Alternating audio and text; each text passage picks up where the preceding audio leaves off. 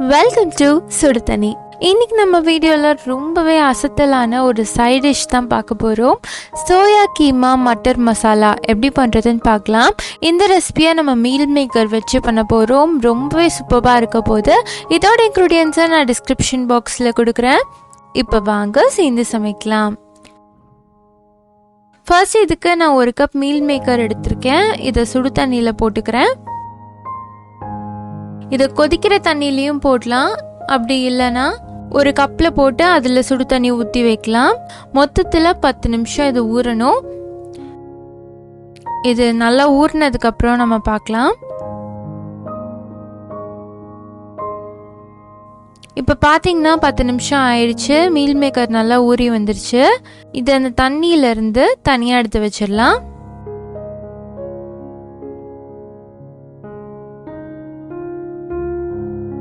நான் எல்லாத்தையும் இது மாதிரி எடுத்து வச்சுட்டேன். இப்போ ரொம்ப சூடாக இருக்கும், அதனால நல்லா ஆற விட்டுருங்க. இல்லாட்டி நார்மல் வாட்டரில் நல்லா அலசிட்டு நம்ம எடுத்துக்கலாம். இது ஆறினதுக்கு அப்புறமா இதை நல்லா பிழிஞ்சு ஒரு மிக்சியில் சேர்த்துக்கோங்க.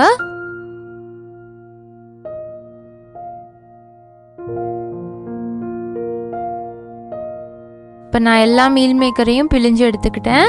இதை ஒரே ஒரு சுத்து நான் பல்ஸில் போட்டு அரைச்சிக்கிறேன். அவ்வளோதான், இது ரெடியாக இருக்கட்டும். அடுத்து ஒரு கடாயில் 2 டேபிள் ஸ்பூன் எண்ணெய் சேர்த்துக்கோங்க. இதில் 2 பட்டை 2 கிராம்பு சேர்த்துக்கலாம். கூடவே ஒரு பச்சை மிளகாய் சேர்த்துக்கிறேன் காரத்துக்காக. அதோட ஒரு பெரிய வெங்காயம் சேர்த்துக்கிறேன். நல்லா பொடியாக நறுக்கி சேர்த்துக்கோங்க. இதை நல்லா வதக்கிக்கலாம்.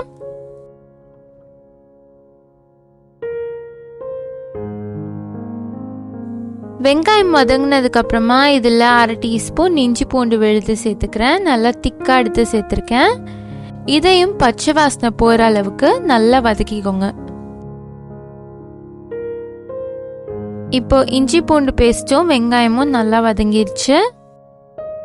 இதோட நம்ம 2 பெரிய தக்காளி சேர்த்துக்கலாம். இதை ஒரு தடவை மிக்ஸ் பண்ணிட்டு இதுக்கு தேவையான அளவு உப்பையும் நான் சேர்த்துக்கிறேன். ஒரு 3/4 டீஸ்பூன் உப்பு சேர்த்துக்கிறேன். சேர்த்துட்டு நல்லா வதக்கிடுங்க. தக்காளி நல்லா சாஃப்ட் ஆகுற அளவுக்கு நம்ம வெயிட் பண்ணுவோம். நல்லா வதங்கட்டும்.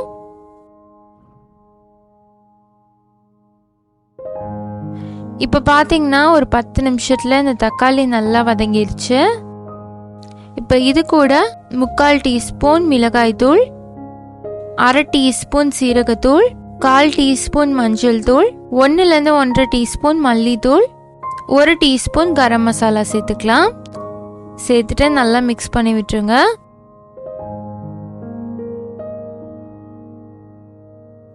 இது நல்லா மிக்ஸ் ஆனதுக்கு அப்புறமா நம்ம அரைச்சி வச்சிருக்க மீல் மேக்கரையும் இதில் சேர்த்துடலாம்.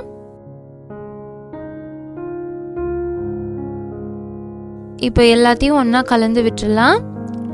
மீல் மேக்கர் நல்லா மிக்ஸ் ஆகணும்.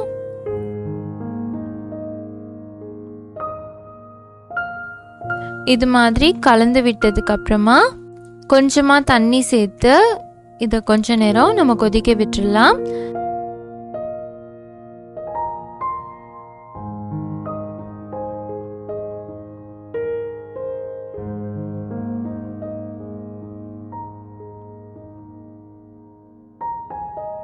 இது நல்லா 2 கொதி வந்ததுக்கு அப்புறமா இதுலயே நான் 1/2 கப் பட்டாணி சேர்த்துக்கிறேன்.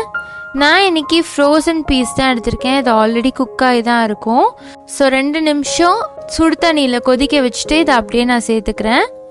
நீங்கள் நார்மலான பச்சை பட்டாணி எடுத்திங்கன்னா 5-6 விசில் நல்லா வேக வச்சுட்டு அதுக்கப்புறமா சேர்த்துக்கோங்க. இதையும் நல்லா மிக்ஸ் பண்ணி விட்டுடலாம். இது நல்லா கொதிச்சு வரட்டும். அடுப்பை லோ ஃப்ளேம்லேயே வச்சுக்கோங்க. இப்போ பார்த்தீங்கன்னா இது நல்லா கொதிச்சு ரெடி ஆயிடுச்சு. அவ்வளோதான். கடைசியாக இதில் கொத்தமல்லி தழை சேர்த்துக்கலாம். அதோட கொஞ்சமாக வெண்ணெயும் சேர்த்துக்கிறேன். இந்த ரெசிபிக்கு இந்த வெண்ணெயோடு சேர்த்து இந்த சப்பாத்தி சாப்பிடும் போது ரொம்பவே சூப்பராக இருந்துச்சு. ஸோ கண்டிப்பாக இந்த சூப்பரான ரெசிபியை நீங்களும் மிஸ் பண்ணாமல் ட்ரை பண்ணி பார்த்துட்டு எப்படி இருந்துச்சுன்னு சொல்லி கமெண்ட் பண்ணுங்கள்.